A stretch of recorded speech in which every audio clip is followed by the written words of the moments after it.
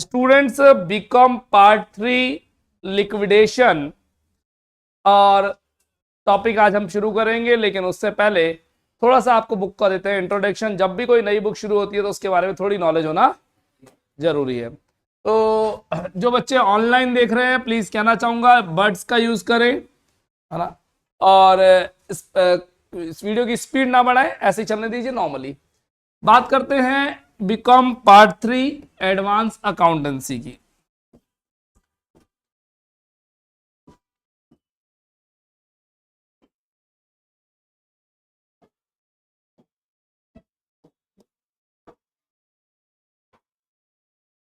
बच्चों अगर बात करें अकाउंट्स की तो हमने 11th क्लास में पहली बार अकाउंट्स देखी और उस अकाउंट्स में हमने देखी सोल प्रोप्राइटरशिप की अकाउंटिंग। एकल व्यापार होता था, सिंगल ओनर होगा, उसी का बिजनेस होगा, डिसीजन उसी को लेने, कैपिटल उसी को लगानी है, प्रॉफिट होगा तो उसका, लॉस हुआ तो उसका, रिस्क हुई तो उसकी। Simple. Journal ledger, trial balance, final accounts, subsidiary books, cash book, bills of exchange, bank reconciliation statement, rectification of errors, capital reserve, provisions, revenue, ये सब टॉपिक वहां हुआ करते थे। 12th में आए, हमारा सामना भिड़ते ही पार्टनरशिप से हुआ। Partnership fundamentals, admission, retirement, death dissolution, एक बुक। थोड़ा मूव करे, कंपनी मिली और कंपनी में हमने शेयर्स की कहानी देखी थी वहां पे, और उसमें अपन ने calls in advance, first call, second call, है ना, रिडम्पशन वगैरह वगैरह वगैरह दुनिया भर की चीजें वहां पर भी डिस्कस करी। बिजनेस के मेनली 3 ही रूप होते हैं, सोल प्रोप्राइटरशिप, पार्टनरशिप और कंपनी। कंपनी का बहुत कुछ यहां कवर अप हो गया, बाकी का थोड़ा बहुत फर्स्ट ईयर में देख लिया, जिसमें पहले बुक हुआ करती थी कॉर्पोरेट अकाउंटिंग, बाद में हो गई कॉर्पोरेट एंड फाइनेंशियल अकाउंटिंग, और अब फर्स्ट सेमेस्टर में केवल हो गई है फाइनेंशियल अकाउंटिंग। कॉर्पोरेट यानी कंपनी वाला सेगमेंट पूरा का पूरा हट गया है, और हटना भी चाहिए था, क्यों ना बोलूं, क्योंकि जब जो कंपनी में आप पढ़ते हो पहले ही दिन से प्रेफरेंस शेयर, वो आप मार्केट में बचे नहीं है, और जो आप फर्स्ट कॉल सेकंड कॉल देख रहे हो वो भी अब मार्केट में बची नहीं है। तो कंपनी की अकाउंट्स की अगर बात करें तो कुछ ऐसा खास अकाउंट्स बचा नहीं है, बचा है तो cash flow, ratio, fund flow, जो आपके फाइनेंशियल वाले एरिया में कवर अप हो जाते हैं। तो वो अकाउंट्स ऑब्सोल्यूट हो चुकी है, तो काहे पढ़ानी। तो कॉर्पोरेट अकाउंटिंग पूरी की पूरी अब सिलेबस से रिमूव कर दी गई है। जितना पढ़ना था काम का पार्ट 12th में खत्म। फर्स्ट ईयर में थोड़ा बहुत फाइनेंशियल अकाउंटिंग आ गया है, सेकंड ईयर में अकाउंट्स है नहीं कहीं पे भी। सेकंड ईयर में अकाउंट्स नहीं है। सेकंड ईयर में कभी आपने जर्नल लेजर, ट्रायल बैलेंस कभी बनाए हैं? कभी नहीं बनाए। सेकंड ईयर में कहीं अकाउंट्स नहीं है। थी तो कॉस्टिंग, थी तो एफएम, थी तो इनकम टैक्स, वहां अकाउंट्स का नामो निशान नहीं। फाइनल ईयर में एक सब्जेक्ट इंट्रोड्यूस किया गया, एडवांस अकाउंटेंसी। बात करें एडवांस अकाउंटेंसी की, अकाउंटेंसी का नेक्स्ट हायर लेवल, स्पेसिफिक बात करेगा अलग अलग बिजनेसेस की। अगर आपको डिपार्टमेंट्स की अकाउंटिंग सीखनी है तो उसके लिए डिपार्टमेंटल अकाउंट्स का चैप्टर है, और ब्रांच अकाउंटिंग सीखनी है तो उसके अंदर ब्रांच अकाउंटिंग है। सर डिपार्टमेंट और ब्रांच में क्या डिफरेंस होता है? हमारा दिल्ली हेड ऑफिस है और उसकी 3 ब्रांचेज हैं, 4 ब्रांचेज हैं, जयपुर, जोधपुर, जैसलमेर, नागपुर, कुछ भी कर लेते हैं, है ना, ठीक है।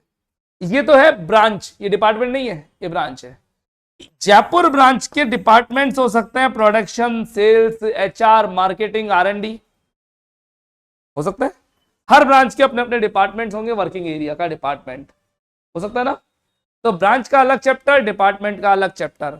अगर आप रॉयल्टी के अकाउंट सीखना चाहते हो तो उसका अलग चैप्टर, इन्वेस्टमेंट्स की अकाउंटिंग सीखनी है तो उसका अलग चैप्टर, लिक्विडेशन सीखना है तो अलग चैप्टर, बिजली कंपनी, पानी कंपनी के अकाउंट सीखने हैं तो अलग चैप्टर, आप अमालगमेशन या इंटरनल रिकंस्ट्रक्शन सीखना चाहते हो या सब्सिडरी होल्डिंग सीखना चाहते हो तो अलग चैप्टर। यानी स्पेसिफिक अकाउंटिंग आएगी जो पर्टिकुलर उसी टाइप के एरिया में काम आती है। यानी कॉमन देखना है या स्पेसिफिक देखना है?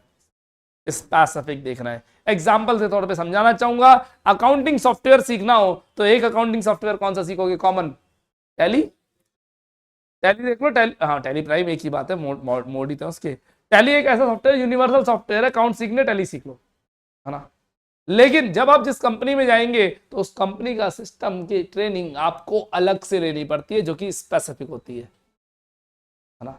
तो वहां क्या टैली के साथ में क्या किया जाता है, या टैली को हटा करके उन्होंने क्या ले रखा है, या उनके मैनेजमेंट में क्या वर्किंग स्टाइल है, उस वर्किंग स्टाइल की ट्रेनिंग पीरियड आपका अलग से चलता है। 2 महीना, 3 महीना, 4 महीना, 6 महीना, वो अपनी कंपनी अपने अलग तरीके से अपना वर्किंग सिखाती है, अपने सॉफ्टवेयर सिखाती है, खुद के सॉफ्टवेयर होते हैं उस पर वर्क करना सिखाती है। तो अभी आपको कॉमन सीखना है, स्पेसिफिक सीखना है? स्पेसिफिक सीखना। कॉमन तो हमने पढ़ लिया 11th 12th फर्स्ट ईयर में, है ना, ठीक है। अब हमें स्पेसिफिक अकाउंटिंग सीखनी, अलग अलग एरियाज की। हल्का सा इंडेक्स डिस्कस करते हैं। मत खोलिए बुक्स, बिल्कुल नहीं खोलेंगे, नहीं खोलनी बुक्स। इंडेक्स डिस्कस करते हैं, और इंडेक्स डिस्कशन में मैं बोलना चाहूंगा, आपके पास इंडेक्स नहीं हो या हो, दोनों केस में मेरे रिसेप्शन से इंडेक्स की डिमांड करें, क्योंकि वो इंडेक्स थोड़ा आपके बुक के इंडेक्स से मॉडिफाइड है, अच्छा है, लिटिल बिट बेटर है ना, थोड़ा सा अच्छा है, ठीक है। कैसे डिमांड करेंगे? कुछ नहीं, केवल इतना से लिख दीजिए, एडवांस अकाउंटिंग सिलेबस, और कहां व्हाट्सएप करेंगे? 9983912345, इस नंबर पे व्हाट्सएप कर दीजिए, आपको एडवांस अकाउंटेंसी का सिलेबस मिल जाएगा। आइए हल्का सा इस सिलेबस पे डिस्कशन कर लेते हैं, और कोशिश करिए कि आगे की क्लास आप, आपके हाथ में वो सिलेबस हो तो ही आप कंटिन्यू करें। चलिए मान लेता हूं आपके पास सिलेबस है ना, मानने में क्या दिक्कत है? जैसा कि आप सभी लोग जानते हैं, आपका सिलेबस 5 यूनिट्स में डिवाइड किया हुआ है। पहली यूनिट अगर हम बात करें, ये जो चीज समझा रहा हूं स्कोरिंग के लिए चीज बहुत स्ट्रांग रहती है ना। पहली यूनिट में 2 चैप्टर, डिपार्टमेंट और ब्रांच, दोनों चैप्टर प्रैक्टिकल है। इस यूनिट में जनरली थ्योरी नहीं पूछी जाती, दोनों ही प्रैक्टिकल आते हैं, है ना, ठीक है। बच्चे डिपार्टमेंट सीखते हैं और ब्रांच सीखते हैं, लेकिन जब ब्रांच के एंड में पहुंचते हैं तो सरेंडर कर देते हैं, बोले अपने बस की नहीं है सर इतना लेंदी चैप्टर। लेकिन मैं कहूंगा ब्रांच पे अगर मेरे बताए हुए 5 क्वेश्चन कर लो तो ब्रांच आपका 100% स्ट्रांग हो जाएगा, 100% स्ट्रांग हो जाएगा। तो छोड़ के जाने का नहीं, डिपार्टमेंट भी पूरा आना चाहिए और ब्रांच भी पूरी आनी चाहिए, कुछ भी आ जाए अपन झेल लेंगे। लेकिन फिर भी मैं कहता हूं अगर एग्जाम में डिपार्टमेंट और ब्रांच दोनों का क्वेश्चन आपको आता हो तो अटेम्प्ट डिपार्टमेंट, डिपार्टमेंट अटेम्प्ट करें, ब्रांच को इग्नोर करें, है ना। टाइम कंज्यूमिंग डिपार्टमेंट कम होता है, ब्रांच में टाइम ज्यादा लगता है ना। गलती की संभावनाएं डिपार्टमेंट में कम है, ब्रांच में सिली मिस्टेक्स की संभावना थोड़ी सी ज्यादा है, पर पढ़ने दोनों ही चैप्टर है। सेकंड यूनिट रॉयल्टी अकाउंट्स और इन्वेस्टमेंट अकाउंट्स, रॉयल्टी और इन्वेस्टमेंट। रॉयल्टी प्रैक्टिकल है पूरा, इन्वेस्टमेंट प्रैक्टिकल और थ्योरी है, दोनों है। एग्जाम में पिछले 8 साल में रॉयल्टी हमेशा प्रैक्टिकल आ रहा है, इन्वेस्टमेंट हमेशा थ्योरेटिकल आ रहा है। रॉयल्टी हमेशा प्रैक्टिकल, इन्वेस्टमेंट हमेशा थ्योरेटिकल। हम दोनों पढ़ेंगे, हम नहीं पढ़ेंगे इन्वेस्टमेंट का प्रैक्टिकल। क्यों नहीं पढ़ेंगे? इन्वेस्टमेंट का प्रैक्टिकल, पूरे इन्वेस्टमेंट का प्रैक्टिकल एक तरफ और पूरी बुक एक तरफ। इन्वेस्टमेंट का प्रैक्टिकल पढ़ लोगे, पढ़ते पढ़ते पढ़ते पढ़ते, है ना, इन्वेस्टमेंट का प्रैक्टिकल कभी खत्म नहीं होगा और तुम्हारी बुक आज खत्म हो जाएगी, बोले तो सरेंडर कर दोगे, है ना। और इशू का है इन्वेस्टमेंट का प्रैक्टिकल क्वेश्चन करने में एग्जाम में 1 घंटा 10 मिनट कम से कम लगती है, 1 घंटा 10 मिनट। तो देख लीजिए वो कैसे मैनेज करना है आपको। मैं ऑनलाइन क्लास तो इजीली डाल दूंगा, इसकी पड़ी हुई है मेरे पास। तो आपको अटेम्प्ट क्या करना है? रॉयल्टी प्रैक्टिकल अटेम्प्ट करने पे दिमाग लगाना है, इन्वेस्टमेंट पे जाएंगे ही नहीं। और वैसे इन्वेस्टमेंट की थ्योरी होती है ना। यूनिट नंबर 5 पहले बात करूंगा। यूनिट नंबर 5 दो चैप्टर है, वाइंडिंग अप जिसका दूसरा नाम लिक्विडेशन भी है, लिक्विडेशन, और दास डबल अकाउंट सिस्टम। दोनों ही चैप्टर इजी और इंटरेस्टिंग। थोड़ा सा खींच के चलो तो 3-3 दिन में, या वाइंडिंग अप 4 दिन का चैप्टर है और दास 3 दिन का चैप्टर है। एग्जाम में आपको दोनों आते होंगे, कोशिश करें जो अच्छा आता हो अटेम्प्ट करें। मैं लिक्विडेशन मेरा फेवरेट है। दास भी मेरा अच्छा दोस्त है, दास भी मेरा अच्छा दोस्त है, पर दास में मार्क्स लेना थोड़ा हार्ड होता है, कारण दास के क्वेश्चन की साइज छोटी है, सॉल्यूशन बहुत छोटा है, तो 20 मार्क्स इतने छोटे सॉल्यूशन में टीचर से लेना थोड़ा मुश्किल पड़ता है ना। उसको स्पेसिफिक चीजों के मार्क्स रख देता और वो नहीं होती उनके मार्क्स काट लेता कई बार। लेकिन लिक्विडेशन मैं प्रेफर करता हूं करना, मेरे को दोनों प्रैक्टिकल है, मेरे को दोनों पसंद है, मैं लिक्विडेशन एक स्टेप ज्यादा आगे चलता हूं। मजे की बात, एग्जाम में क्वेश्चन कितने आएंगे? 10। अटेम्प्ट कितने करने हैं? 5। बुक में चैप्टर कितने हैं? 10। हर चैप्टर से एग्जाम में क्वेश्चन आएगा। कितने मार्क्स का आएगा? 20 मार्क्स का आएगा। तो सारे चैप्टर क्या हो गए? Triple star. हर चैप्टर से 20 मार्क्स का एक क्वेश्चन आना, सारे चैप्टर ट्रिपल स्टार हो गए। पर फिर भी हमें कौन सा अटेम्प्ट करना, उस पर मैं स्टार ज्यादा लगा रहा हूं, उस पर मैं एक स्टार ज्यादा लगा रहा हूं। जिस पर डबल स्टार उसे ट्राई करेंगे अटेम्प्ट करने की, हमें आता दोनों होंगे, आते दोनों होंगे।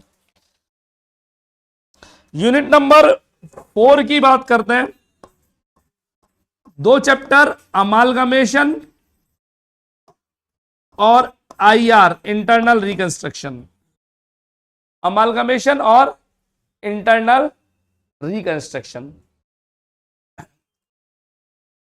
ये चैप्टर प्रैक्टिकल और थ्योरी दोनों है। थ्योरी पर स्टार, इंटरनल रिकंस्ट्रक्शन प्रैक्टिकल और थ्योरी दोनों है, दोनों पे स्टार।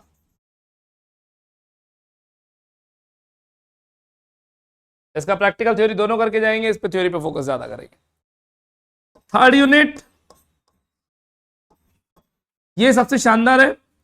इसमें अगर हम हमारा इंडेक्स देखते हैं तो वहां पे हमें एक चैप्टर दिखता है, होल्डिंग एंड सब्सिडरी कंपनी। अब मजे की बात देखिएगा, टीचर्स किस तरह मिसगाइड करते हैं बच्चों को। इसके साथ एक चैप्टर और नीचे आता है, कंसोलिडेटेड अकाउंट्स।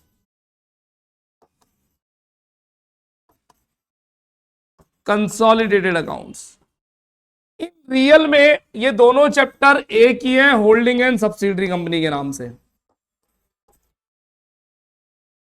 लेकिन हमारी बुक में होल्डिंग सब्सिडरी बेसिक अलग किया हुआ है, एडवांस अलग किया हुआ है। बेसिक अलग है और एडवांस लेवल अलग है। अब सुनना जरा, सिलेबस जब उठाते हो आप राजस्थान यूनिवर्सिटी का, उसमें लिखा है holding and subsidiary company. Book उठाते हो तो उसके अंदर होल्डिंग एंड सब्सिडरी कंपनी अलग है और कंसोलिडेटेड अलग है। 99% टीचर्स कहते हैं सिलेबस में नहीं है कंसोलिडेटेड अकाउंट्स, लेकिन एग्जाम का कोई सा पेपर उठा के देख लो, हर साल कंसोलिडेटेड अकाउंट्स का एक क्वेश्चन आपको देखने को मिल रहा है। तो सिलेबस में है या नहीं है? है ना। आपको पूरा focus holding and subsidiary company पे रखना है, प्रैक्टिकल थ्योरी दोनों, कंसोलिडेट पे अपना फोकस नहीं रखना। मार्क्स कैसे लाने वो हम आपको बताएंगे, आपको पढ़ना कैसे है वो हम आपको बताएंगे, फोकस कैसे रखना है वो हम आपको बताएंगे। Easy to starting, slowly slowly बढ़ेंगे। सबसे पहले स्टार्ट करेंगे यूनिट नंबर 5, ताकि आप स्कोर कर दें पहले शुरुआत में ही। बस unit number 5, easy score fast scoring, done. चलिए शुरुआत करते हैं आज पहले चैप्टर की, और चैप्टर का नाम है हमारा वाइंडिंग अप ऑफ कंपनीज। बच्चों, वाइंडिंग अप यानी क्लोज अप, आपकी लैंग्वेज में इसको ब्रेकअप बोलते हैं। बैकअप करना, पैचअप नहीं, बैकअप नहीं, पैचअप कर दो, है ना। बैकअप करना है किसका? बही खातों का। किस, कौन से बिजनेस के बही खातों का? कंपनी के। भाई साहब, पार्टनरशिप में इसे डिसोल्यूशन बोला करते थे 12th क्लास में। क्या करते थे याद दिलाना चाहूंगा, कंपनी की सारी असेट्स रियलाइज करते थे, बेचने को रियलाइज करना बोलते थे, याद करो, बेचते थे सब कुछ, है ना। जो पार्टनर घर ले जाना है वो पार्टनर ले जाता था, टेकन टेकन बाय पार्टनर, और बाकी के बाजार में सोल्ड आउट करके पैसे वसूल कर लिया करते थे। और लाइबिलिटीज होती थी उनका पे ऑफ कर देते, पे ऑफ, और बचा हुआ पैसा, अगर पैसा बचता था तो पार्टनर्स अपने अपने घर अपने पीएसआर में ले जाते थे। पीएसआर जानते हो, प्रॉफिट शेयरिंग रेशियो, है ना। और अगर लाना होता तो पार्टनर्स अपने घर से ले आते थे, लास्ट में कॉल भी हो जाती थी। याद है ऐसा कुछ, हल्का फुल्का धुंधला धुंधला गुजरी, याद है, 3-4 साल हो गए। लेकिन पार्टनरशिप में इसको डिसोल्यूशन बोला करते थे। सोल प्रोप्राइटरी में ऐसा कोई कंसेप्ट होता ही नहीं था, जिस दिन बिजनेस बंद करना, शटर डाउन और चलो घर, अकाउंट्स में कुछ नहीं करना। कंपनी के अंदर इसके लिए इसको बोला जाता है वाइंडिंग अप या लिक्विडेशन। 2 तरह के टॉपिक आते हैं इसके अंदर, लिस्ट बी कॉन्ट्रीब्यूटरीज और अदर। इलस्ट्रेशन 1 से 6 हमारे सिलेबस में नहीं है, लिस्ट बी कॉन्ट्रीब्यूटरीज, उसके आगे पर बात करेंगे हम लोग, है ना। आइए देखते हैं कैसे और क्या कहना चाहते हैं। सुनिएगा लिक्विडेशन की पूरी कहानी, बुक्स की रिक्वायरमेंट नहीं है, बंद कर दीजिए अगर खोल भी रखी है तो। टॉपिक का नाम winding up of companies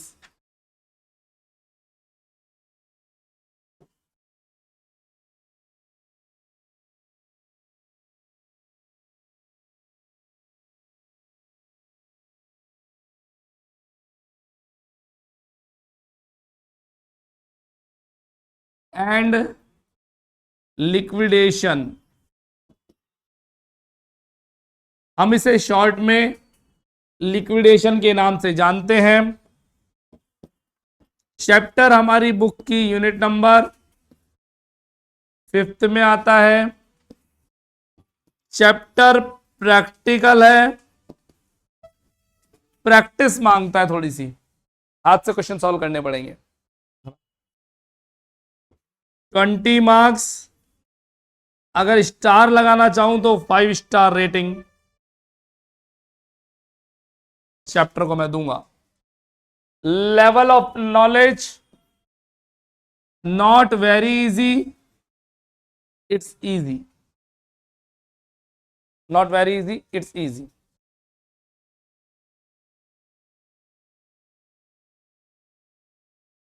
winding up of company chapter का नाम है, यूनिट नंबर 5 में, प्रैक्टिकल है, 20 मार्क्स है, 5 स्टार है, इजी है।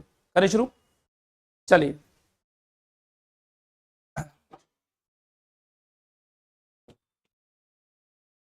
स्टूडेंट्स गाइड, एक 300 पेजेस की कॉपी बनाइएगा। शुरू के 4 पेजेस खाली छोड़ दीजिएगा। कितने पेजेस? 4 पेजेस। क्लास में लिखना बंद कर दो, ज्यादा बढ़िया है। घर पे वीडियोस के माध्यम से लिखिएगा, रिकॉर्डिंग्स इजीली हो रही हैं। आप घर पे वीडियो के माध्यम से लिखेंगे, आपका रिवीजन भी होगा, कमांड भी बनेगी, स्पीड भी बनेगी, है ना। 4 पेजेस खाली क्यों छुड़वा रहा हूं? जब पढ़ाऊंगा तो बहुत सारी चीजें इंपॉर्टेंट नोट करवाऊंगा। आप बुक कॉपी के लास्ट पेज पे बुक में या कहीं और नोट करेंगे, मैं चाहूंगा उन 4 पेजेस को में नोट करें। तो शुरुआत में 4 पेजेस मेरे लिए, एक वो भगवान का छोड़ते हो, आपकी इच्छा, है ना। और मेरे 4 में भगवान को शेयरिंग मत देना प्लीज, है ना। चलिए,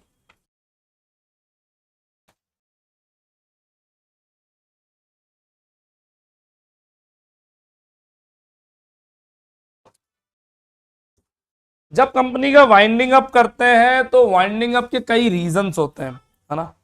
एक रीजन, कंपनीज के केस में जब वाइंड अप करते हैं, बंद करते हैं, तो पहला रीजन होता है, पहला तो हो सकता है आप वॉलेंटरी वाइंड अप कर दें अपनी इच्छा से। कोई व्यक्ति अपना बिजनेस वॉलेंटरी वाइंड अप क्यों करेगा? Reason please. प्रॉफिट नजर ना आ रहा हो, लॉस नजर आ रहा हो, उसे अच्छा ना लग रहा हो, और कोई रीजन? आपने देखिए, 2 वे कम्युनिकेशन रखिए, जितना बोलेंगे उतना दिमाग काम करेगा। अब आपको मार्केट में बिजनेसमैन बनना है, अपने दिमाग के घोड़े को चलाना नहीं है, दौड़ाना है ना। और अगर आपको मार्केट में बिजनेसमैन बनना है, अपने अंडर में लोग रखने हैं, है ना, तो प्लीज ध्यान रखो कि आपको एक्स्ट्रा वोकल रखना पड़ेगा, ज्यादा बोलना, ज्यादा दिमाग लगाना शुरू करना पड़ेगा, क्योंकि बिजनेस के गुण में मैनेजमेंट और मार्केटिंग दोनों आते हैं, है ना। एमबीए करना है ना, कहीं को करना, कहीं को नहीं करना, है ना। ठीक है, जिन्हें नहीं करना उन्हें भी मैनेजमेंट और मार्केटिंग फिर भी सीखने पड़ेंगे, क्योंकि अगर मैनेजमेंट नहीं सीखा तो खाने की थाली में जितना कुछ शादी में होगा सारा दिखेगा आपकी में, और थाली पहाड़ की तरह दिखेगी ऐसी। नहीं नहीं नहीं, कॉमर्स के बच्चे तो समझ के तरीके से, मैनर्स से, है ना। तो प्लीज मैनेजमेंट और मार्केटिंग दोनों सीखनी है, तो आप, मैं साफ साफ बोलूंगा, आपको एक्स्ट्रा वोकल शुरू में होना पड़ेगा। बाद में जब आप मैनेजमेंट वाले बंदे बन जाओगे तो वोकल पे कंट्रोल करना पड़ेगा और दिमाग ज्यादा चलाना पड़ेगा, फिर मार्केटिंग वाले बंदे अपने अंडर में हायर कर लेंगे। प्लीज बोलिए, क्लास में जितना बोल सकते हैं उतना, है ना। वॉलंटरी कोई व्यक्ति बिजनेस क्यों बंद करेगा? सोचिए, एक कॉफी की दुकान थी, उसने बंद कर दी, कॉफी शॉप। एक कैफे बंद कर दिया, एक मिठाई की दुकान बंद हो गई। वाई? लॉस एक रीजन, प्रॉफिट, डेथ हो गई पर्सन की, वाह, है ना। तो क्या आपने, फिर तो ये कहेंगे आपने पहले पहले दिन अकाउंट्स पढ़ी नहीं, गोइंग कंसर्न कंसेप्ट। ओनर आता और जाता रहेगा, बिजनेस अनवरत टाइम तक, अनलिमिटेड टाइम तक चलता रहेगा। मालिक नहीं रहा तो बहुत मालिक आ जाते हैं भैया। मार्केट में बिजनेस के मालिक बनने वालों की क्या कमी है? बना बनाया किसी को मालिक बिजनेस मिल जाए तो आप ही के एम्प्लॉयज बिजनेस के मालिक बन जाएंगे 4 दिन बाद। क्या टाटा जी के मरने से क्या बिजनेस बंद हो गया? लाइव एग्जांपल है आपके सामने। बड़े आदमी थे, छोटे को भी कोई नहीं छोड़ता, छोटे को भी नहीं छोड़ता और सोल प्रोप्राइटर में भी नहीं छोड़ता। आपका बिजनेस दूसरा उठा लेगा, चाहे 4 दिन बाद बेच के खा जाए, है ना। इंसॉल्वेंसी एक रीजन हो सकता है कि आपने मार्केट से डेप्ट बहुत उठा लिया और चुकाने की हिम्मत नहीं हो रही हो। आपका प्रोडक्ट इलीगल हो गया हो, है ना। आपके प्रोडक्ट को गवर्नमेंट ने बैन कर दिया हो, है ना, तो आपको वॉलेंट्री पहले बंद करना पड़ेगा। वॉलेंट्री नहीं करोगे तो कोर्ट कंपलसरी भी करा सकती है ना। ठीक है, पर मैं बड़ी व्यथा मानूंगा कि मार्केट में प्रोडक्ट गवर्नमेंट बनाना बंद नहीं करती, बनने देती है, बेचना बंद नहीं करती, बेचने देती है, लेकिन यूज लेने पे चालान करते हैं। मैं 2 प्रोडक्ट आपके सामने लाना चाहूंगा, 3 प्रोडक्ट ले आता हूं, है ना। गुटखा बेचना अपराध है, पता है आपको, है ना। गुटखा पान मसाला बेचना अपराध है, बेचना ही अपराध है। अरे बेचना अपराध है तो फिर दुकानों पे कैसे मिल रहा है ना। पुलिस उसके लिए एक्शन नहीं ले रही, क्यों नहीं ले रही? क्योंकि बनाना बैन करते हो ना, बेचना काय को बैन करते हो? थोड़ा अच्छा एग्जांपल लेते हैं, और पॉलिथिन्स, पॉलिथीन कहां बैन है? चालान किसका कटेगा? बनाने वाले का, बेचने वाले का, या प्रोडक्ट के साथ सर्व करने वाले का? पॉलिथीन बेचने वाला पॉलिथीन बेच रहा है, मजे से बेच, कोई दिक्कत नहीं है। पॉलिथीन बनाने वाला बना, कोई दिक्कत नहीं है, तेरे पर भी बैन नहीं है, तेरे पर भी नहीं है। अगर तुमने सब्जी में पॉलिथीन यूज ले ली तो सब्जी वाले का चालान काटेंगे, तूने पॉलिथीन यूज क्यों ले ली? क्योंकि गवर्नमेंट को बनाने और बेचने पर टैक्स की प्राप्ति हो रही है, तो गवर्नमेंट वहां तो बैन लगाती नहीं है।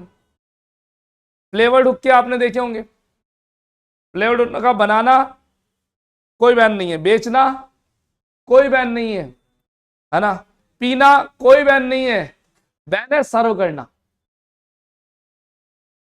बैन बैन क्या है? सर्व करना बैन है। और सर्व करना बैन है या सर्व होता है चालान कट जाते हैं? बोले सब कमा रहे हैं, चलने दो। क्या मेरी बातें समझ में आ रही है? हल्की सी टॉपिक पर आते हैं हम, हल्का सा बैक। बिजनेस अगर आपको पब्लिक के लोक कल्याण में नजर नहीं आ रहा है तो वॉलंटरी आप अपने बिजनेस को बंद कर सकते हैं। कई बार कई लोग कर देते हैं। मैं नॉनवेज प्रोडक्ट का बिजनेस करता था, अचानक मेरे अंदर से मेरे आत्मा जागृत हो गई, बोले नॉनवेज में यार आपका जीव की हिंसा कर रहे हो, बिजनेस बंद कर दिया। कर दिया, बहुत सारे लोग कर भी देते हैं, है ना। मेरा प्रोडक्ट मार्केट में फीजेबल नहीं शो हो रहा, मुझे बंद कर सकते हैं। अच्छे दिन नहीं आ रहे मेरे बिजनेस के, हो सकता है बंद कर दूंगा। चलिए सेकंड रीजन देखते हैं, कंपलसरी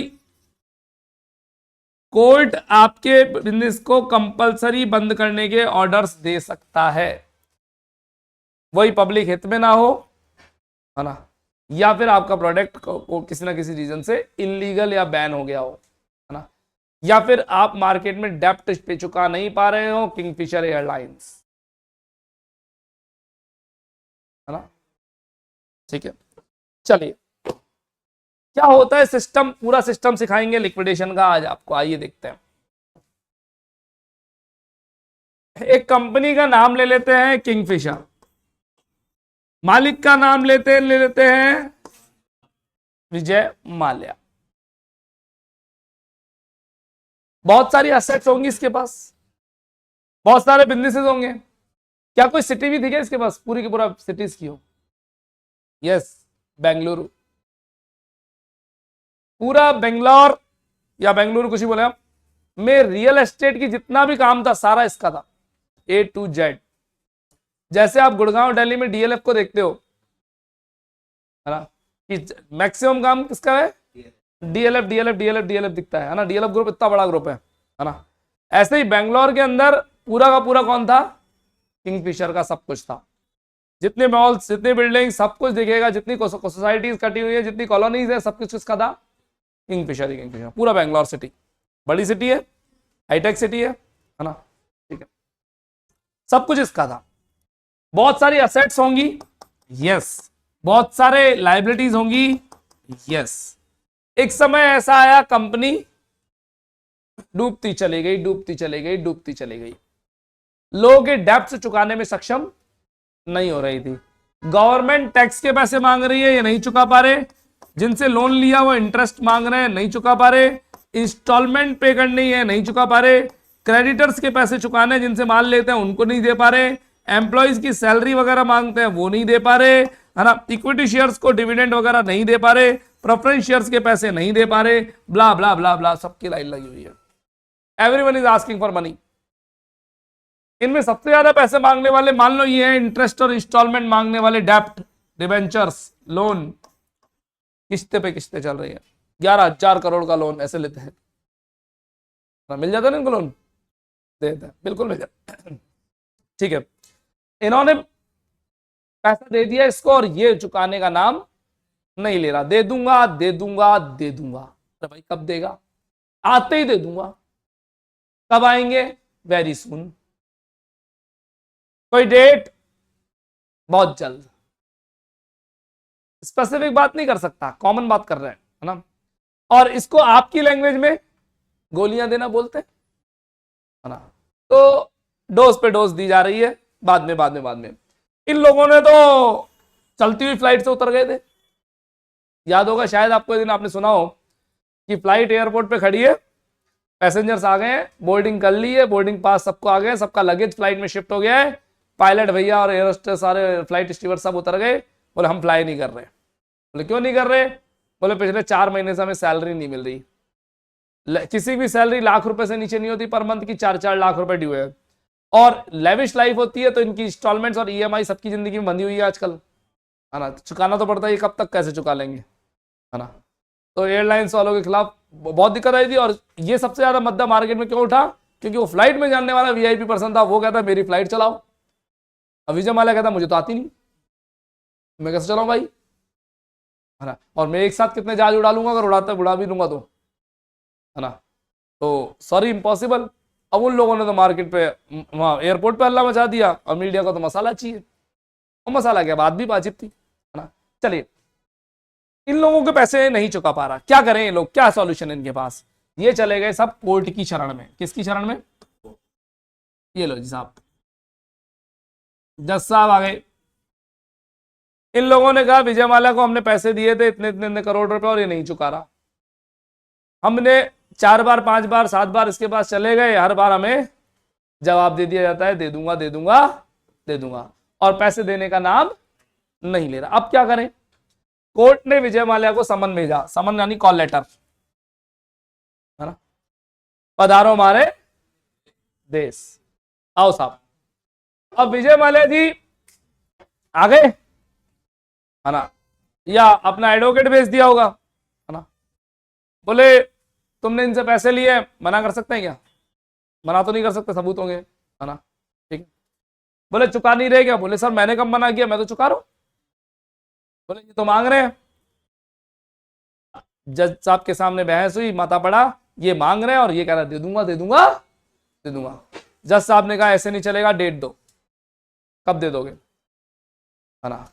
जज साहब जल्दी दे दूंगा। जज साहब को भी वही गोलियां देना शुरू, है ना? जज साहब ने कहा सुनो मेरी बात, कान खोल के सुन लो विजय वाला, तुम 6 महीने में इनके सबके पैसे चुका देना।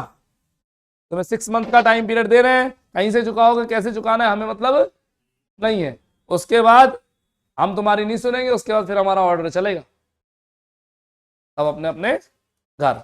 इनको भी संतुष्टि मिल गई, एक डेट मिल गई, 6 महीने बाद पैसे आ जाएंगे। किसी ने काम कंटिन्यू नहीं किया, किसी ने काम कंटिन्यू नहीं किया विजय माल्या के साथ, सही है ना? ठीक है भाई, जो फ्लाइट का ऑयल दे रहा है क्रेडिटर होगा नहीं होगा? फ्लाइट के ऑयल देने वाले पैसे मांगेंगे, ये तो नहीं दे रहा। अब वो ऑयल देना चाहे तो दे, नहीं देना चाहे तो मत दे, दूसरे से ले लेंगे, वो भी देना बंद कर देगा थोड़े दिन बाद। चले ये तो सब बात होगी एक तरफ की। अब कोर्ट ने 6 महीने का टाइम दे दिया। आफ्टर 6 मंथ, 6 महीने बाद इनके पास 1 रुपया नहीं पहुंचा, एज यूजुअल वापस चले गए कोर्ट के पास। साहब विजय माल्या तो सुन ही नहीं रहा। बोले बुलाओ, पधारो हमारे देश अगेन, है ना, वंस मोर। फिर विजय माल्या को बुला लिया, बोले आ जाओ कोर्ट। अब विजय माल्या से फिर कहा भैया तूने पैसे नहीं चुकाए। बोले सर कहा तो था दे दूंगा। बोले वो तो तुम मैंने कब से कह रहे हो, हमने भी तो कहा था 6 मंथ्स, भूल गए? ओ सर सॉरी, सॉरी और नहीं चलेगा, हमने कहा था फिर हमारा ऑर्डर चलेगा, है ना? बताओ कुछ बोल रहे हो, तुम्हें कुछ बोलना हो? बोले सर दे दूंगा। कब देगा? बोले आने पे दे दूंगा। बोले तुम ऐसे पैसे देने वाले नहीं हो। चलो एक काम करते हैं, बहुत सिंपल सा काम करते हैं। कोर्ट ने कहा इन सबको कि तुम विजय माल्या की प्रॉपर्टी बेच बेच के अपने अपने पैसे ले जाओ। मैं बोल रहा हूं, कोर्ट ने ऑर्डर दे दिए तुम सब विजय माल्या की प्रॉपर्टी बेचो और पैसे ले जाओ। ये सब बोलते हैं सर ये तो बेचने नहीं देगा, हम कैसे बेच सकते हैं इसकी प्रॉपर्टी, और किसको क्या मिलेगा, इतना तो बंदरमाट हो जाएगा। यू नो बंदरमाट, फाइटिंग हो जाएगी आपस में, सब में लड़ मरेंगे सारे के सारे, मेरे को बेचना है, मेरे को बेचना, और किसको कितना मिलेगा, कैसे हिसाब किताब होगा। बोले साहब ऐसे नहीं चलेगा, आप तो एक काम करो, है ना? कोर्ट को कहा कि साहब आप तो एक काम करो, एक बंदा अपॉइंट कर दो कोर्ट का। कोर्ट की तरफ से एक बंदा अपॉइंट हुआ, नाम रखा लिक्विडेटर। क्या नाम रखा? लिक्विडेटर।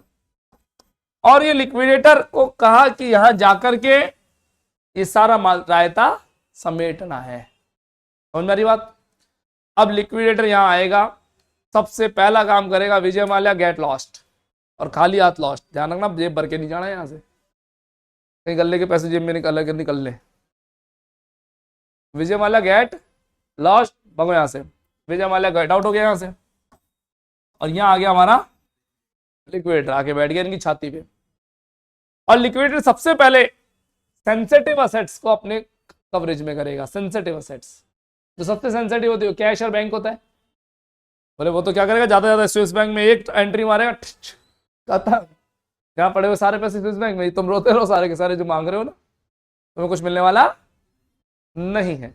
इन सच सिचुएशन विजय माल्या जी को यहां से चेक करा जाएगा कि यहां से कुछ लेके तो नहीं जा रहे, कोई एंट्री तो नहीं मारनी है, तो तुरंत यहां से इनके बैंक अकाउंट्स फ्रीज कर दिए जाएंगे। इन्होंने अपनी एप्लीकेशन में जब एप्लीकेशन लगाई थी कोर्ट में, तभी कह दिया था विजय माल्या के बैंक अकाउंट सीज कर दीजिए, है ना, फ्रीज कर दीजिए, वहां से कुछ पैसा निकाल ना पाए, है ना, तो ये हमें चुकाए, है ना। बैंक अकाउंट फ्रीज कर देंगे और जो भी कैश वैश पड़ा होगा वो सब अपने अंडर में ले लेगा, और जाते ही सारी असेट्स का हिसाब किताब लगाएगा। फिक्स असेट सबसे पहले पकड़ी जाएंगी, land and building, plant machinery, furnitures, investments, and साथ ही साथ फिर करंट असेट्स को भी साथ ले लिया जाएगा, यानी ऑल असेट्स अपने कवरेज में ले ली। अब बात करेगा लाइबिलिटीज की। हाँ भैया कौन कौन पैसे मांगते हो? लिक्विडेटर क्या करेगा? सबसे पहला काम असेट्स को बेचने का काम करेगा, असेट्स रियलाइज करेगा। अभी लिखेंगे अपन, है ना, मैं अभी केवल कंसेप्ट समझा रहा हूं, लिखवा कुछ नहीं रहा, नोट्स बनवाऊंगा। अब ये लोग मांग रहे हैं, ये भी लिक्विडेटर सबसे पहले न्यूज़पेपर में एक एड निकालेगा। उस एडवर्टीजमेंट में कहेगा I am the liquid my self, my name is this this this, I am the liquidator appointed by such such court for the liquidation of such such company for the time period of this this this, इतना time period मुझे खत्म करना है, यानी अपना introduction देगा उस side में। Those who are interested in those who are the persons, those who demand money from this company or liabilities of this company, या कंपनी ने आपसे कुछ क्रेडिट ले रखा है, डेप्ट ले रखे हैं, those who are in debt please come forward. कई बाद में मैं सब सारी एसेट बेच डालूं और दे दूं और फिर बाद में को मेरे पैसे रह गए, लेट लती मत उड़ा। जो जो इस कंपनी से पैसे मांगते हो आ जाओ भैया, 31 तक का टाइम दे रहा हूं, 31 तारीख से पहले पहले मेरे पास अपने सबूत लेकर के आ जाना कि कंपनी से तुम पैसे मांगते हो। लिक्विडेटर ने अखबार में ऐड निकाला।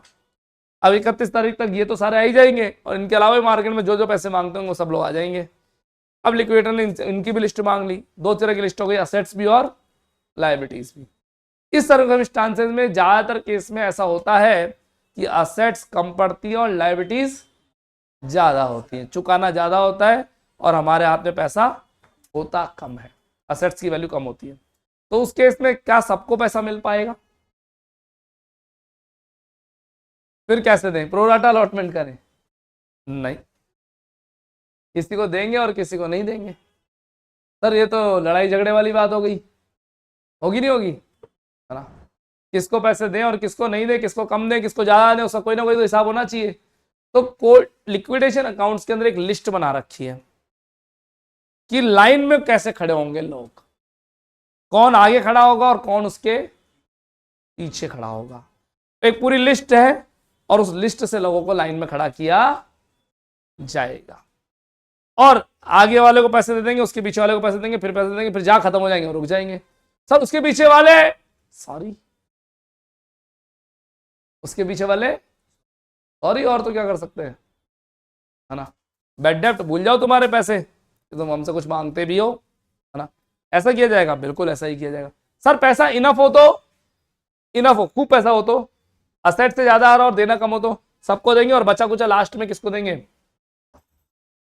प्रेफरेंस पहले आते हैं, इक्विटी बाद में। लास्ट में बचाओ पैसा किसको दिया जाएगा? Equity share holder. कंपनी के असली मालिक तो इक्विटी शेयर होल्डर से होते हैं। ज्यादा बच गया तो इनका, कम बचा तो नुकसान किसी को भी हो सकता है, जितना पैसा हो उतना। क्या मेरी बातें समझ में आ रही है? अब इसके ऊपर एक इंटरेस्टिंग स्टोरी मैंने बना रखी है, वो स्टोरी आपके नोट्स में आने वाली है ना? आइए शुरुआत करते हैं उस स्टोरी की। क्या ये पूरी कहानी समझ में आ गई क्या? अब इसमें एक क्वेश्चन हमारे माइंड में आना चाहिए, सर लिक्विडेटर को पैसे मिलेंगे या नहीं मिलेंगे? खुद को काम करने के मिलेंगे? मिलेंगे, बिल्कुल मिलेंगे। कौन देगा?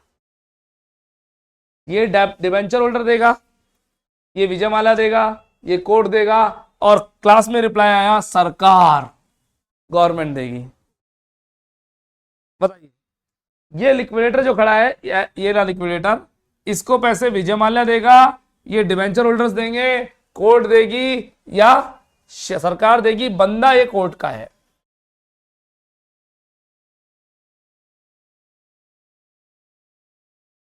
द करेक्ट रिप्लाई, कोर्ट किसी को कुछ पैसे देने वाली नहीं है। सरकार और कोर्ट किसी को देती नहीं है, लेकिन केवल लेने के लिए है, पहली बात, है ना? तो सरकार एब्सोल्युटली रॉन्ग, कोर्ट तो कहेगी हमारी फीस और दो, इस लिक्विडेटर को दिया हमारी फीस भी दो। हाँ कोर्ट की फीस होती है, लेंगे बाद में। ये किसी को देने वाले नहीं है, तो मांगने के लिए आए हैं पहले ही, तो जिसके पास होंगे उसी से मांगा जाएगा पैसा। आप भी कौन सा मम्मा से मांगते हो पापा के पास पैसे, तो पापा से मांगोगे, मम्मा से मांग के करेंगे क्या? आपके घर में मम्मा हेड ऑफिस है तो हम क्या करें? हो सकता है ना? हाँ, तो हम किससे मांगेंगे पैसे? जिसके पास पैसा होगा उससे मांगा जाएगा। विजयमाल्या is the ultimate person for the payment of the liquidator remuneration and as well as court faeces and legal charges as well. Legal charges, court की फीस और लिक्विडेटर का रेम्युनरेशन सब कौन देगा?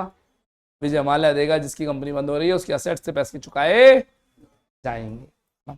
चलिए एक हेडिंग लिखिएगा, प्रोसेस। कंसेप्ट क्लियर हो रहा है? Process number 1,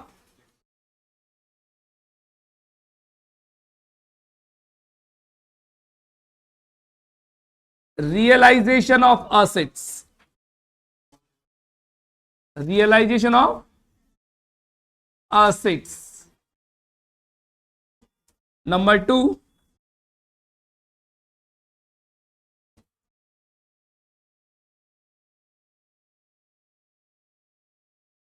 payment to liabilities.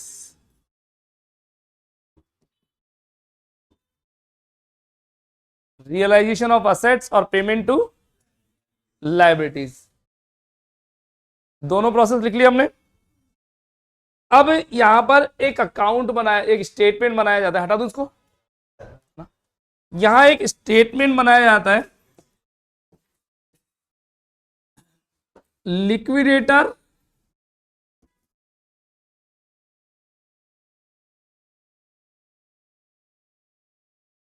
Final statement of accounts.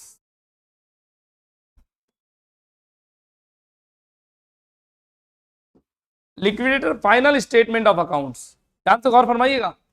ये स्टेटमेंट है अकाउंट है, पहली बात तो बोलूंगा स्टेटमेंट है अकाउंट नहीं है। सर अकाउंट लिखा है, अकाउंट्स का स्टेटमेंट है और वो भी फाइनल, थोड़ा समझाऊंगा डिटेल में।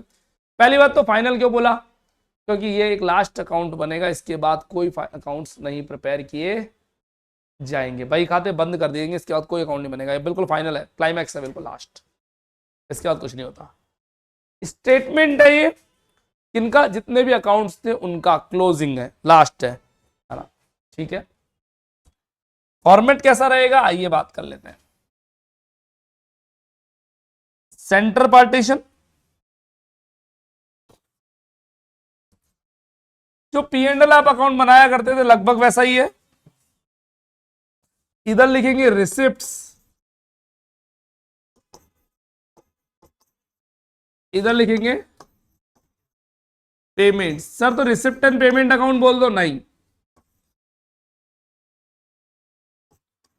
अकाउंट का एक रूल है, अकाउंट की दो साइड होती है, एक डेबिट और एक क्रेडिट, दोनों साइड में अमाउंट बैलेंस बरोबर रहना चाहिए। यहां कोई डेबिट क्रेडिट साइड नहीं है, यहां अकाउंट्स है ही नहीं। अमाउंट और नीचे इंडियन रुपीज साइन। फॉर्मेट बनाते वक्त जो बच्चे मेरे से नए जुड़े हैं प्लीज, फॉर्मेट का हेडर डबल लाइन का रहना चाहिए, आपकी कॉपी की 2 लाइन कंज्यूम होनी चाहिए।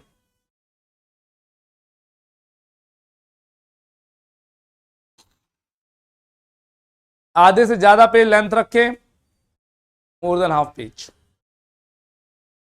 सबसे पहले हम असेट रियलाइज करेंगे, एक ऐसा एरो बनाएं और लिखें असेट रियलाइज।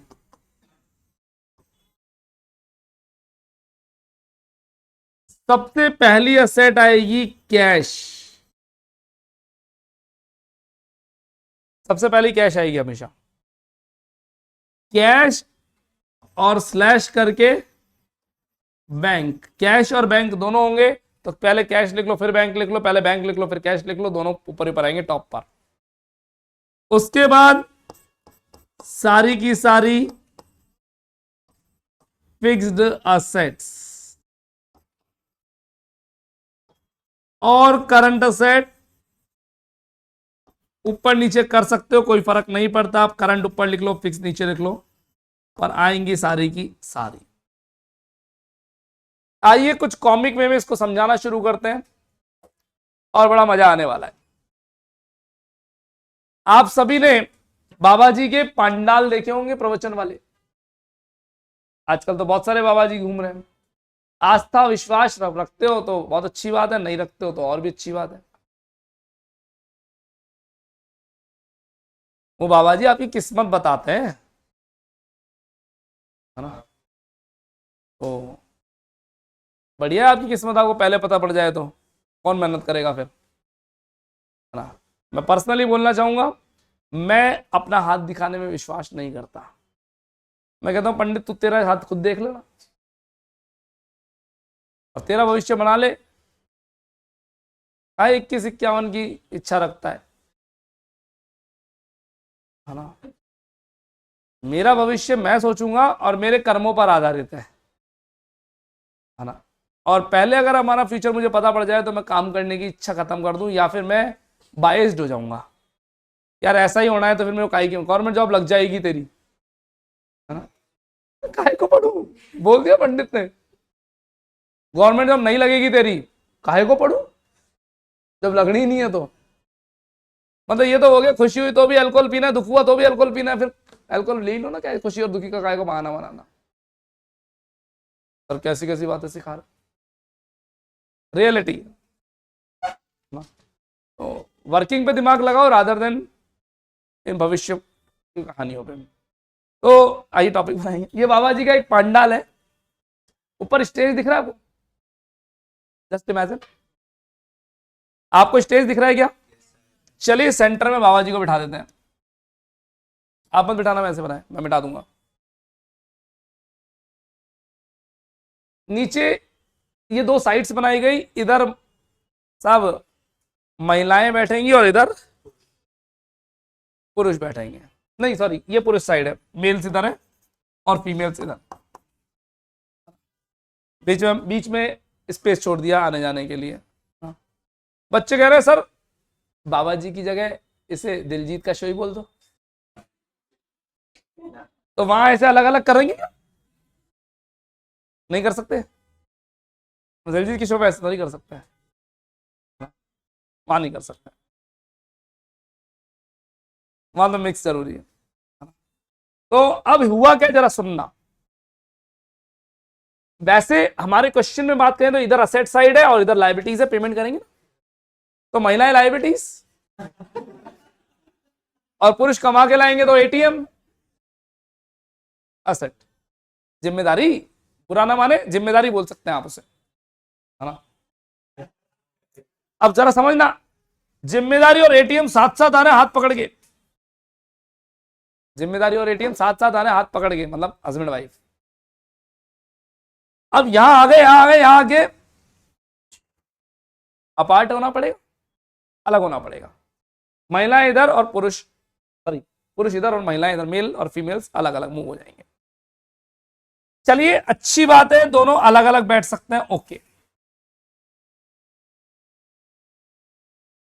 अब इशू ये है, अगर ये महिला अलग आती है तो इधर चले जाएगी, पुरुष इधर आते हैं तो अलग चले जाएंगे, है ना, अपने अपने सेगमेंट चले गए, मेल्स इधर और फीमेल्स इधर। इशू कहां आता है? इशू वहां आता है कि अलग अलग आए, महिला अलग आई फीमेल सेक्शन में चले गई, मेल आया मेल सेक्शन में चला गया। दोनों आए, साथ बैठना है, बिछड़ना नहीं है, तो क्या करें? क्या फीमेल अपने मेल को फीमेल सेक्शन में ले आ सकती है? नहीं, डर है, ऐसा डर है, इनसिक्योरिटी। सोचो जरा, सोचो जरा, 1200 महिलाएं और एक पुरुष, बेचारा कैसे बैठ पाएगा, कैसे झेलेगा इतनी चे चे चिकर चकर चकर चकर डिस्कशंस? ऑब्वियसली, क्योंकि वो गमगीन माहौल का आदी है बेचारा, शांत। तो ये तो संभव है नहीं कि लेडी फैक्टर के साथ जेंट्स फैक्टर इधर चला जाए। रिवर्स करके देखते हैं, आओ। इधर पुरुष ही पुरुष बैठा है, अब वो कह रहा है कि ना मैं आपके दोस्तों के साथ कोई इश्यू नहीं। अच्छा, है ना, मुझे अपनी बैंड बजवानी है मेरे दोस्तों के सामने तेरे को ले जा करके। उधर भी इनसिक्योरिटी तो है, शादी के बाद दोस्तों को घर नहीं बुलाया जाता, खुद बाहर चले जाएंगे। उनकी शादी हो गई तो वो भी कपल, अपन भी कपल जा सकते हैं, लेकिन वो अगर कमा रहा है तो मैं अकेला ही मिलूंगा उससे। ये तो सीन है। अब यहां सीन क्या बनता है जरा सुनिएगा भाई साहब, को समझाना पढ़ाई से रिलेटेड। आ जाओ। मेल अपनी फीमेल को लेकर मरता क्या न करता, इधर ही जाता, लेकिन दोस्तों से दूरी बना के पीछे की तरफ बैठता मेल अपनी फीमेल के साथ। सर क्या कहना चाहते हो, आइए सुनते हैं। बच्चों लायबिलिटीज 3 प्रकार की होती है, पहले 2 प्रकार की करते हैं, सिक्योर्ड और अनसिक्योर्ड, है ना। एस फॉर सिक्योर्ड और you for unsecured. S for शादीशुदा, यू फॉर अनमैरिड, है ना। सिक्योर्ड तो सेफ्टी होगी ना उसके साथ में उसकी, अनसिक्योर्ड तो कोई दिक्कत ही नहीं है। अब जो अनसिक्योर्ड है, अनसिक्योर्ड है वो आराम से महिलाओं सेक्शन में बैठेगी, क्योंकि उसके लिए कोई असेट फिक्स नहीं है, शादीशुदा नहीं है ना, फिक्स नहीं है उसके लिए, कोई भी आराम से चलेगा, अभी तो ऑप्शन है बहुत सारे। लेकिन जो सिक्योर्ड है, शादीशुदा है असेट, उसकी कोई ना कोई असेट सिक्योर्ड होगी और वो अपनी सिक्योर्ड असेट के साथ बैठेगी असेट साइड में। सर थोड़ा अच्छे समझाओ। आइए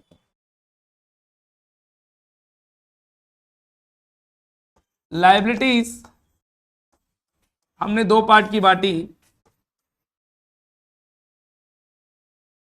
सिक्योर्ड और अनसिक्योर्ड। गौर फरमाइएगा, सिक्योर्ड और अनसिक्योर्ड। हम बैंक से लोन लेकर के आते हैं, बैंक वालों ने हमें लोन दे दिया 10 लाख रुपए का और बदले में कोई सिक्योरिटी नहीं रखी है, अनसिक्योर्ड है। बैंक वालों ने 10 लाख का लोन दिया और बदले में मेरे मकान के कागज रख लिए, कैसा है? सिक्योर्ड है। दोनों बातें समझ में आती है। प्रॉपर्टी सिक्योर, किसी असेट से सिक्योर्ड है तो सिक्योर्ड, और असेट सिक्योर्ड नहीं है तो अनसिक्योर्ड। सिक्योर्ड दो टाइप के होते हैं, सिक्योर्ड विद स्पेसिफिक चार्ज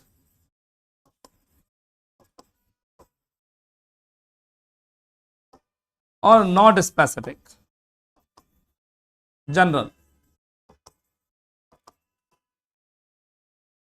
इसको बोलते हैं फिक्स और इसको बोलते हैं फ्लोटिंग। सर ये क्या होता है?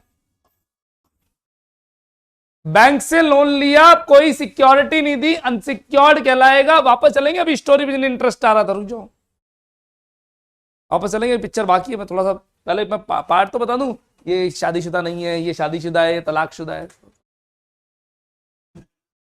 अभी चलेंगे लेकिन थोड़ा पढ़ाई के साथ, है ना। अब वो वाली असेट जो सिक्योरिटी नहीं दी वो अनसिक्योर्ड हो गई, जिसके सिक्योरिटी दी वो सिक्योर्ड हो गई। लेकिन सिक्योरिटी भी अगर स्पेसिफिक असेट से है, स्पेसिफिक, हमें पता है इसका मर्द यही है, हस्बैंड पता है यही वाला है, तो वो स्पेसिफिक हो गई। पर हमें पता है शादीशुदा है पर इसका हस्बैंड कौन है पता नहीं है, तो वो सिक्योर्ड तो है पर वो फ्लोटिंग है। कौन सा वाला है हमें पता नहीं है। क्या मेरी बात समझ में आ रही? दो महिलाएं, दोनों शादीशुदा है, यानी सिक्योर्ड है। एक का हस्बैंड पता है हमें और एक का हस्बैंड हमें पता नहीं है, कोई सा भी होगा इनमें से, पता नहीं कौन सा है ना। ठीक है, पता है तो स्पेसिफिक, नहीं पता है तो फ्लोटिंग। फ्लोटिंग जहां तीर मारा वही निशाना, समझते हो फ्लोट? चलिए टॉपिक पर आएंगे हल्का सा। मैंने आईसीआईसीआई बैंक से लोन लिया सिक्योर्ड, और मेरी 3 प्रॉपर्टी में से जवाहर वाली प्रॉपर्टी उस लोन के लिए सिक्योरिटी पे दी हुई है, तो वो स्पेसिफिक सिक्योर्ड हो गया। इस लोन का भुगतान अगर मैं नहीं करता हूं टाइम टू टाइम, तो मेरी जवाहर वाली प्रॉपर्टी को सोल्ड आउट करके पैसा चुका दिया जाएगा। स्पेसिफिक हो गया, स्पेसिफिक चार्ज लग गया। नॉट स्पेसिफिक, मैंने आईसीआईसीआई बैंक से लोन लिया और लोन मेरी प्रॉपर्टी से सिक्योर्ड है, कौन सी ये पता नहीं है, तो any one property can be sold out and loan will be repay. मेरी कोई सी भी प्रॉपर्टी हो सकती है पर प्रॉपर्टी स्पेसिफिक नहीं बता रखी, तो उसे क्या बोला जाएगा? फ्लोटिंग। क्या मेरी बातें समझ में आ रही है? क्या मेरी बातें समझ में आ रही है क्या? अब जरा सुनना, ये तो फीमेल कैसी है भाई, लाइबिलिटी साइड, यानी बात फीमेल्स की हो रही है, महिलाओं की। ये अनमैरिड है, तो ये बताओ इधर मेल सेक्शन में बैठेगी या फीमेल सेक्शन में? फीमेल सेक्शन में बैठेगी, पक्की बात है। ये नॉट स्पेसिफिक है, मैरिड है, अकेली आई है, अपने हस्बैंड को नहीं लाई, तो कहां बैठेगी बताओ? ये भी फीमेल सेक्शन में बैठेगी, इधर ही बैठेगी। लेकिन ये स्पेसिफिक है, इसका मर्द साथ है, अपनी सिक्योरिटी साथ लेके घूम रही है ना। थोड़ा मैं देहाती लैंग्वेज को यूज लेता हूं, डोंट टेक इट अदरवाइज, है ना। लेकिन मैं चाहूं तो फ्लुएंट पे भी जा सकता हूं, है ना। ये स्पेसिफिक चार्ज पर है, तो ये अपने हस्बैंड को लेके फीमेल सेक्शन में नहीं जाएगी। ये कहां जाएगी? ये रिसिप्ट सेक्शन में असेट साइड में जाएगी और बाकी असेट से दूरी बना के बैठेगी। I will show you. Unsecured assets इधर जाएंगी, सिक्योर्ड लेकिन फ्लोटिंग है, फिक्स चार्ज नहीं है, तो इधर जाएंगी। सिक्योर्ड विद स्पेसिफिक असेट है कि इस वाली लैंड एंड बिल्डिंग से है, मशीनरी से है, फर्नीचर से, किससे है, वो इधर आएंगी पर पीछे बैठेंगे अपने असेट के साथ में। तो फिर वो असेट ऊपर नहीं आएगी, नहीं, वो पीछे बैठेगी ना, नीचे नीचे अलग से शो किया। क्लियर है क्या मेरी सारी बातें? सर अब ये बताओ, ये सिक्योर्ड क्या होता है, अनसिक्योर्ड क्या होता है? हल्का सा लिख देते हैं। सिक्योर्ड में केवल और केवल स्पेसिफिक तो गिवन होगा क्वेश्चन में, नॉट स्पेसिफिक में एक ही चीज आ रही है आपके केस में, डिबेंचर। डिबेंचर और अनसिक्योर्ड में क्या आ रहा है? ऑल अदर रिमेनिंग, जो बच गया वो सब। कोई लोन है, कोई बैंक ओडी है, अगर बता दिया फर्नीचर से सिक्योर्ड है, मशीनरी से सिक्योर्ड है, लैंड एंड बिल्डिंग से सिक्योर्ड है, तो वो सिक्योर्ड पैसिव हो गया। डिबेंचर्स हमेशा कैसे होते हैं? सिक्योर्ड होते हैं, बट किसी स्पेसिफिक असेट से नहीं होते, फ्लोटिंग होते हैं हमेशा। और बाकी सब बचे हुए क्या होंगे? अनसिक्योर्ड होंगे। लिख लीजिए प्लीज। मीनिंग पता चल गया, डिटेल लिखने की कोई जरूरत नहीं है।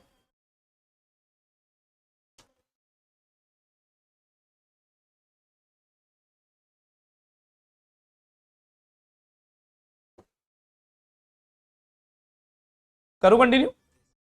फाइन। अब थोड़ा सा क्लासिफिकेशन कर लेते हैं अनसिक्योर्ड का भी।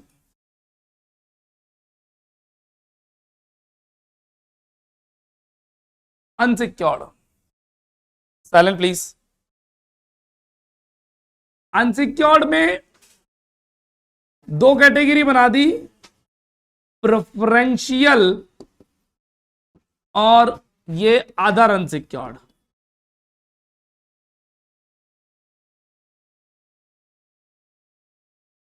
प्रेफरेंशियल और अदर अनसिक्योर्ड। हाँ जी, कुछ लोगों को वीआईपी पास दिया गया कि तुम अनसिक्योर्ड हो लेकिन तुम्हारे पास वीआईपी पास है, तुम लाइन में आगे आगे जाके लग सकते हो। गणेश जी के मंदिर है, गणेश चतुर्थी के लिए लाइन लग रही है, वीआईपी पास वालों की लाइन नहीं होती, ऐसा मान लेते हैं, है ना। और जनरल वाले लाइन में लग रहे हैं, मैं वीआईपी पास से पीछे पीछे लगूंगा या आगे जाके पहले दर्शन कर लूंगा, आगे जाके पहले दर्शन कर लेंगे। अनसिक्योर्ड होते हुए भी, अनसिक्योर्ड होते हुए भी मैं लाइन तोड़ के आगे जाऊंगा और अपने वीआईपी पास से आगे एंट्री ले लूंगा। दो लोग ऐसे हैं जिन्हें सिक्योर्ड से भी पहले राइट दिया गया, मतलब जब पेमेंट की लाइन लगती है ना तो इसमें ऐसे बैठते हैं, पीएसयू, प्रेफरेंशियल, सिक्योर्ड और फिर बचे हुए अदर अनसिक्योर्ड। ये प्रेफरेंशियल और ये अनसिक्योर्ड दोनों है क्या? अनसिक्योर्ड ये सिक्योर्ड तो ये रहे, अभी बताएंगे वो थोड़ा डिटेल में अगली क्लास में। पहले बात करें प्रेफरेंशियल है कौन? दो लोग जिनके पैसे पहले देने हैं। पहले लोग खुद गवर्नमेंट, खुद गवर्नमेंट। अगर गवर्नमेंट के कोई टैक्स या कोई ड्यूज बाकी हैं तो वो पहले चुकाए जाएंगे। गवर्नमेंट अपना पैसा पहले सेव करेगी, है ना। हो सकता है गवर्नमेंट को कोई टैक्स वैक्स ड्यू हो, वो पहले चुकाया जाएगा। और वो लोग जो कंपनी के लिए पसीना बहाते हैं, बेचारे मजदूर, एम्प्लॉइज, उनका पैसा पहले चुकाया जाएगा। तो एम्प्लॉय की सैलरी एंड वेजेस, क्लैरिफाई करूंगा, not of directors, not of directors. बड़ा स्लो मोशन में पढ़ा रहा हूं, बहुत स्लो स्पीड से, आराम से, है ना, ठीक है। और कंसेप्ट सारे पता होने चाहिए। इससे मैं बताता हूं, शुरू की 1.5 क्लास में कहानी खत्म है, उसके बाद पूरे चैप्टर मुझे कुछ नहीं पढ़ाना। प्रैक्टिस प्रैक्टिस और प्रैक्टिस करेंगे पूरी, मैं ही कराऊंगा, आपको नहीं करनी, लेकिन, है ना। पहले कंसेप्ट बताने के बाद हो गया, बस कंसेप्ट ज्यादा देर के नहीं है, अब 10 मिनट का और है, बट आज नहीं, वो कर लेंगे, अभी नहीं, परेशानी करूंगा जिंदा। गवर्नमेंट के टैक्स और एम्प्लॉइज की सैलरी और wages, not of director, directors की नहीं। अगर डायरेक्टर कहता मैं भी एम्प्लॉय हूं, मेरा भी दो, मतलब अमीर आदमी, उनकी बात हो रही जिन्होंने पसीना बहाया है, उनको देंगे पहले, है ना। तो जब पेमेंट की लाइन लगेगी तो उसमें पता है क्या होगा? सबसे पहले कौन आएगा? कोर्ट आएगा, बोले लाओ मेरे पैसे। फिर कोर्ट कहेगा लाओ मेरे बच्चे के पैसे, लिक्विडेटर के, है ना, दोनों पहले अपना जुगाड़ कर लेंगे। अरे अपने घर में शादी होती है, अपन केक और मिठाइयों में अपना जुगाड़ पहले कर लेते हैं। आप जाना, अभी आ रही है शादियां, मिठाइयाँ खत्म हो जाएंगी, लास्ट में देखना वो बाद में एक अलग से टेबल लगती है, उस पर सब आता है। मैं तो वहीं पर खाना पसंद करता हूँ, मतलब बैठे बैठे सब कुछ होगा। आ जाओ टॉपिक। तो ऊपर ऊपर कौन आएंगे, गवर्नमेंट के टैक्स, नीचे सॉरी गवर्नमेंट टैक्स नहीं, नहीं सॉरी सॉरी, लीगल चार्जेस आएंगे पहले कोर्ट के बच्चे के आएंगे, और फिर उसके बाद एक एक करके पीएसयू आएंगे, पीएसयू, पी में ये दोनों आएंगे सबसे पहले। एस में अभी थोड़ी देर पहले बोला था कौन आएगा, डिवेंचर आएगा उस साइड, है ना। यू में बाकी के बच्चे कुछ सब आ जाएंगे अनसिक्योर्ड में, है ना, जो बच्चे कुछ सब कुछ आ जाएंगे, है ना, लेंगे इन सबको लिस्ट में अपन, है ना। इसके ऊपर सबसे इंपॉर्टेंट क्लास पेंडिंग है टुमारो। आज हमने केवल और केवल पार्टीज पर डिस्कस किया है कि कौन कौन सी पार्टीज होंगी, कंसेप्ट क्या रहेगा, फंडा क्या रहने वाला है, इस पे डिस्कशन किया है ना। यहां पर मैंने असेट साइड बनाई है, स्पेसिफिक के बारे में भी कुछ नहीं लिखा, लिखूंगा। इधर वाला पूरा सेगमेंट जो सबसे मेन सेगमेंट है वो बाकी है। कल की क्लास की शुरू की 10 मिनट बहुत इंपॉर्टेंट रहेगी, मिस ना करें, कल पढ़ेंगे, है ना। जो बच्चे नए मेरे से जुड़े हैं फोन नंबर ले लीजिए 9983912345।